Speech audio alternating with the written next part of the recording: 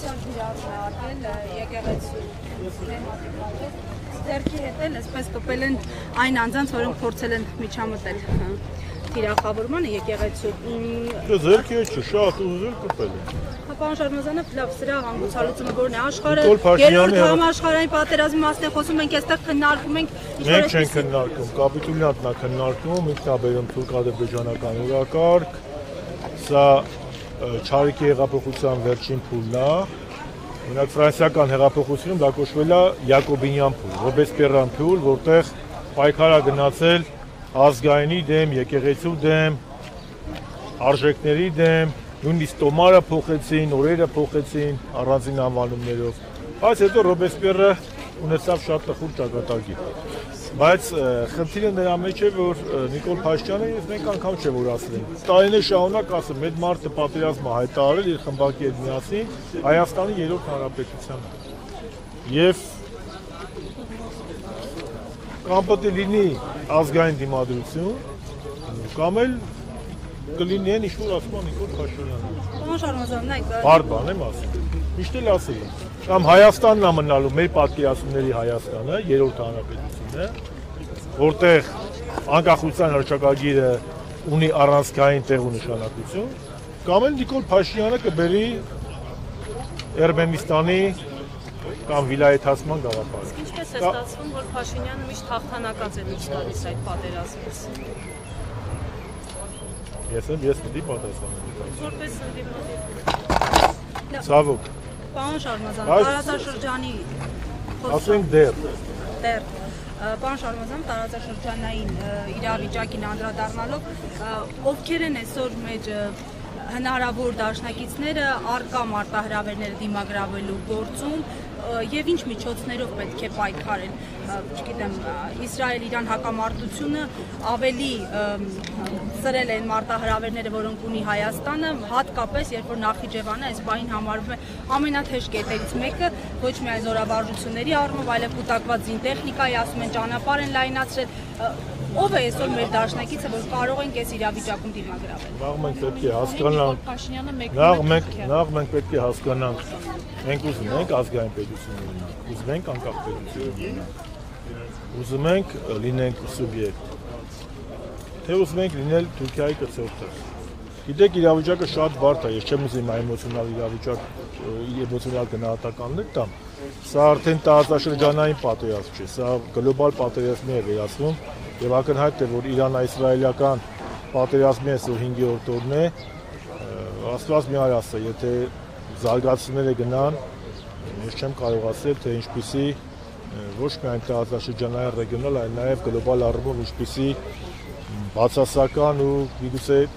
կործանար հետևանքներ ունենան ոչ միայն տարածաշրջանային, այլ մեզ համար։ Այդ դեպքում Հայաստանը այս պարագային պարոն Շարմազանով ինչպես պետք է դիրքավորվի։ Հայաստանը նախ եւ առաջ արդեն խնդրեմ ունի, որ այս իրավիճակներում Նիկոլ Փաշինյանն է Հայաստանի ղեկավարը, սա շատ բարդ է, բայց շատ բարդ է հիմա քննարկումները, ասենք մենք ունենք մի առումով իշխանություն, որը ոչ պրոֆեսիոնալ է, ոչ իրականացնում է ազգային քաղաքականություն, մյուս կողմից գլուխը կոխել է հողի մեջ եւ ասում է ոչ մի ես նոր ընթերցում էի Փաշինյանի թիմակիցների կարծիքները, հենց իրավիճակը ոնց որ կյանք ուրախ, ապրուստը ձրի, ոչ մի վտանգ չկա, ամեն ինչ նորմալ է, հիշեցին իրավիճակը, երբ որ պատերազմից առաջ 44-ը իրանց ֆրակցիայի ղեկավարն ասում էր արխային եղեք Թուրքիան չի խառնվի, ես մի կողմից պանիկային եմ դեմ Մերի ջան, պանիկա լավ բանի չի բերի, բայց այս իրավիճակում ունենալ նման էմոցիոնալ, նման չհաշվարկված քայլեր կատարող վարչապետ, սա շատ վտանգավոր է։ Էլ չեմ ասում, որ այս փուլում պետք է հնչի միասնության կոչ, զսպվածության կոչ, իսկ Նիկոլ Փաշինյանը զսպվածության փոխարեն պատերազմը հայտարարում, եկեղեցին քիչ է, հիմա այլ բարերարներին է պատերազմ հայտարարում ու հայ ժողովրդին։ Բայց միգուցե դրա մեղավորը եւ բարերարներն են, եւ մենք ենք, եւ եկեղեցին է, մենք եւ հասարակությունն է, որ ինքը դեռ եթե վարչապետը բա պետք է ասի։ Հիմա խոսելու ժամանակներն ավարտվել են, էլի։ Քաղաքականության մեջ կարևորը ոչ թե զազրախոսելն է, այլ արդյունքն է։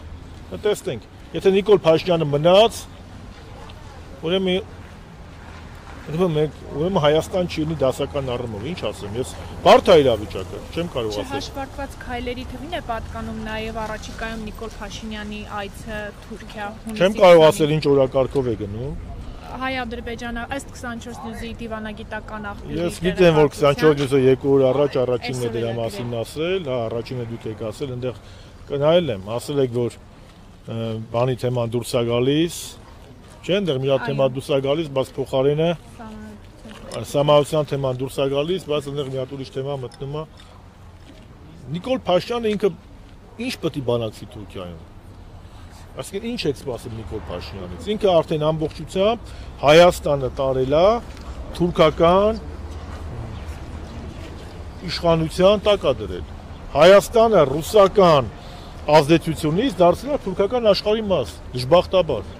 Դե որովհետև ասում են Ռուսաստանը պատերազմի մեջ է, Իրանը փաստորեն այսօր էլ պատերազմի մեջ է, մենք այլ ընտրանքներ պետք է փնտրենք, մենք այլ ընտրանքներ փնտրելու ճանապարհին ենք։ Թուրքիան էլ նես բաներ էլի պատերազմից հեռու էր, էլի Կիպրոսը պապս էր օկուպացրել, Սիրիան պապս էր մտել, հա, կամ իրա։ Նես Թուրքիան էլ նես խաղաղասեր ապրում է։ 44 օրյա պատերազմում խոսքի ուրիշ երկրի բայրակթարներն են խփում։ Ես Թուրքիան էլ մաս Թերեզանա, մենք էլ վրեքներից խաբար չկա։ Ասում են երկխոսության այլ ընտրանքը ո՞րն է։ Երկխոսությունը, բայց սա երկխոսություն չի, սա մենախոսություն է։ Նիկոլ Փաշինյանը կրկնում եմ, ինձ մի կետ կարող եք ասել, որ հայ-ադրբեջանական կամ հայ-թուրքական հարաբերություններում այս վերջի 7 տարում սպասարկել է Հայաստանի Հանրապետության պետական շահը։ Մենակ չասեք, պատերազմը կանգնացրել է։ Պատերազմը գիտեք ստրկության մեջ էլ է պատերազմը։ Օրինակ Ստամբուլի հայկական համայնքը խաղաղ ապրում է։ Ես պետական գործիչ եմ եղել, ես էմոցիոնալ հայտարարությունների կողմ չեմ, դեմ եմ, պանիկային դեմ եմ, եկում հայ-թուրքական հարաբերությունները շատ կարևոր են, բայց մենք կարմիր գծեր պետք է ունենանք։ Նիկոլ Փաշինյանի թիմը բոլոր կարմիր գծերը տրորելով մեզ ներկայացնում որ սա երջանիկ ապագա, իսկ ինչ վերաբերում է Էրդողանի հետ հանդիպանը, ես չգիտեմ իրենք ինչ են քննարկելու, շատ հարգելով ձեր դիվանագիտական աղբյուրը, ես չգիտեմ Էրդողանը իր դեմ ինչա դնելու կամ ինչ են պայմանավորվելու։ Միգուցե Նիկոլ Փաշինյանն օդու ջրի պես պետքա խաղաղության պայմանագիր ինչ-որ մի հատ դեկլարատիվ փաստաթուղթ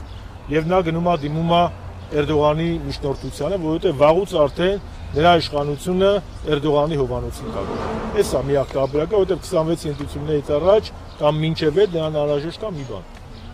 Խաղաղության պայմանագրի անունով մի փաստաթուղթ, որ ժողովրդին կերակրի, որ ես ձեզ բերել եմ խաղաղություն։ Բայց դա լինելու է թուրք-ադրբեջանական ու ստրկացում կոպիտ ասված նոքիարություն լավ։ Ներքաղաքական հարցերին անդրադառնալով նաև հայտնի դարձավ, որ